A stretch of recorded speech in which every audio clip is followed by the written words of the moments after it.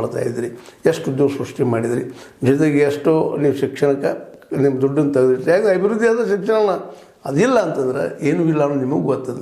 ಎಲ್ಲ ದಿಶೆಯಲ್ಲೇ ಜನರ ಮನಸ್ಸನ್ನು ಗೆಲ್ಲಬೇಕಾಗಿದ್ರೆ ಗ್ಯಾರಂಟಿ ಇನ್ನೂರು ಶಾಶ್ವತ ಉಳಿಯೋ ಜೊತೆಗೆ ಉದ್ಯೋಗ ಸೃಷ್ಟಿಗೆ ಏನು ಮಾಡಬೇಕಾಗಿತ್ತು ಅನ್ನೋದನ್ನು ಅಗ್ರಿಕಲ್ಚರ್ಗೆ ಗೋಡೌನ್ ಕಟ್ಟಿಕೊಡೋದ್ರ ಬಗ್ಗೆ ಇನ್ನೊಂದ್ರ ಬಗ್ಗೆ ನಾನು ಮೈಂಡ್ ಹೇಳ್ತಾನೆ ಇರ್ತೀನಿ. ಅಂಥ ವಿಷಯ ನಾವು ಒಬ್ಬರಲ್ಲ ಭಾಳ ಜನ ತೆಗೆದು ಹೇಳ್ತಾ ಇದ್ದಾರೆ. ಯಾರೋ ಅದಾನಿ ಅಂಬಾನಿ ಅಂತವ್ರಿಗೆ ನೀವು ಗೋಡೌನ್ ಕಟ್ಟಿಕೊಡೋಗಿದ್ರು ಅಲ್ಲಿ ಆಯಾ ಹಳ್ಳಿಗಳಲ್ಲಿ ಗೋಡೌನ್ ಕಟ್ಟಿಕೊಟ್ರೆ ಇನ್ನೂ ಉತ್ಪಾದನೆ ಹೆಚ್ಚಾಗುವಂಥದ್ದು, ಮಾರ್ಕೆಟ್ ಬೆಳೆಯುವಂಥದ್ದು ಸಾಧ್ಯತೆಗಳದು. ಈ ಎಲ್ಲ ನೀವು ಚಿಂತನೆ ಮಾಡಬೇಕು ವಿನಃ ನಾವು ಹಾಸನದಲ್ಲಿ ಬೃಹತ್ ಸಭೆ ಮಾಡೋರಿದ್ದೀವಿ, ಹುಬ್ಬಳ್ಳಿಯಲ್ಲಿ ಮಾಡೋರಿದ್ದೀವಿ, ಐನ್ ಸಭೆ ಮಾಡಾಕತ್ತೀವಿ, ಅದನ್ನ ಅವತ್ತು ಬರ್ತಾರೆ, ಊಟ ಮಾಡ್ತಾರೆ, ಹೋಗ್ತಾರೆ, ನೀವು ಒಂದು ತಾತ್ಕಾಲಿಕ ಒಂದಿಷ್ಟು ಶಕ್ತಿ ತೋರಿಸಂಗೆ ಆಗ್ತದೆ.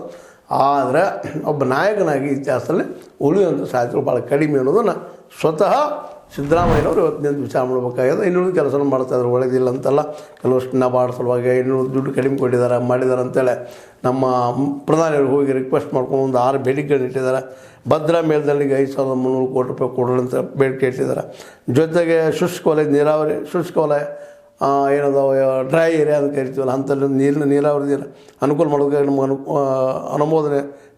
ಅನುಮೋದನೆಗಳು ಕೊಡೋ ಜೊತೆಗೆ ಜಲಶಕ್ತಿ ಮತ್ತು ಅದರ ಜೊತೆಗೆ ಇನ್ನೊಂದು ಏನಪ್ಪ ಅಂದ್ರೆ ಅರಣ್ಯಗಳ ಸಚಿವಾಲಯಗಳಿರ್ತೈತೆ, ಅರಣ್ಯ ಉಳಿಯುವಂಥ ಕೆಲಸಗಳನ್ನ ಮಾಡಿರಿ ಕೊಡ್ರಿ ನಮಗೆ.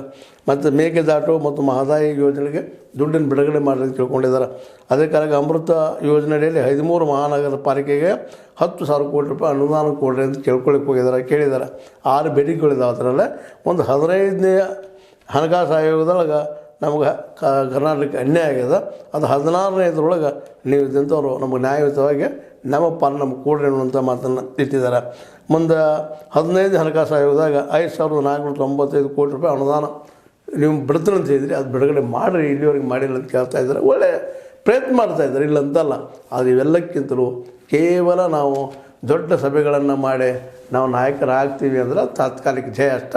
ಅದು ಶಾಶ್ವತವಾಗಿ ಉಳಿಯೋದು ಏನಪ್ಪ ಅಂದರೆ ಮಾಡೋ ಕೆಲಸಗಳು ಆ ದಿಶೆಯಲ್ಲಿ ಯೋಚನೆ ಮಾಡಿದರೆ ಒಳ್ಳೆಯದು. ಆದರೂ ಅದಕ್ಕೀಗ ನಮ್ಮ ಸಿದ್ದರಾಮಯ್ಯ ಹೆಜ್ಜೆಗೆ ವಿರೋಧಗಳು ಹುಟ್ಟಿದವು ಅನ್ನೋದು ಅಷ್ಟು ಸತ್ಯದ. ನೋಡೋಣ ಏನಾಗ್ತದೆ. ಮಿನಿಸ್ಟರ್ಶಿಪ್ ಏನು ಚೇಂಜ್ ಆಗ್ಬೋದು, ಮತ್ತೇನಾಗ್ಬೋದು, ಸಂಪುಟ ಪುನರ್ರಚನೆ ಆಗ್ಬೋದು ಅಥವಾ ಇಲ್ವೋ, ಅದು ದೊಡ್ಡ ಚರ್ಚೆ ಅದ. ನೋಡೋಣ ಅದನ್ನು ಏನಾಗ್ತದೆ ಮುಂದಿನ ದಿನಗಳಲ್ಲಿ ಅಂತ ಹೇಳ್ತಾ ಈಗ ಎಲ್ಲರೂ ಈ ಬರುತ್ತಿರುವಂಥ ಅಧಿವೇಶನದ ಬಗ್ಗೆ, ಬೆಳಗಾವಿ ಅಧಿವೇಶನದ ಬಗ್ಗೆ ಎಲ್ಲರೂ ಲಕ್ಷ್ಯ ಕೊಟ್ಟು ನೋಡ್ತಾ ಇದ್ದಾರೆ ಏನಾಗ್ಬೋದು ಇಲ್ಲೇ ಅಂತೇಳಿ. ನೋಡೋಣ ನೀವು ಅಂತ ಹೇಳ್ತಾ ಇದು ಈಗಿನ ಡೆವಲಪ್ಮೆಂಟ್ಗಳು ಮತ್ತು ಸಿದ್ದರಾಮಯ್ಯ ಸುತ್ತಮುತ್ತ ನಡೀತಿರುವಂಥ ವ್ಯವಹಾರಗಳು ಅವ್ಯವಹಾರಗಳು ಅದ್ರ ಬಗ್ಗೆ ಚರ್ಚೆ ಮಾಡಿದ್ರೆ ನಿಮ್ಗೆ ಲೈಕ್ ಆಗ್ಬೋದು. ಲೈಕ್ ಮಾಡಿ ಶೇರ್ ಮಾಡಿರಿ, ಕಾಮೆಂಟ್ ಮಾಡಿರಿ. ಜೊತೆಗೆ ಕಾಮೆಂಟ್ ಜೊತೆ ಸಬ್ಸ್ಕ್ರೈಬ್ ನಿಲ್ಲಿಸ್ಲಿಕ್ಕೆ ಹೋಗ್ಬೇಡ್ರಿ. H16 ನ್ಯೂಸ್ ಇದು ಸತ್ಯದ ಕೈಗಳಲ್ಲಿ ವಂದನೆಗಳು.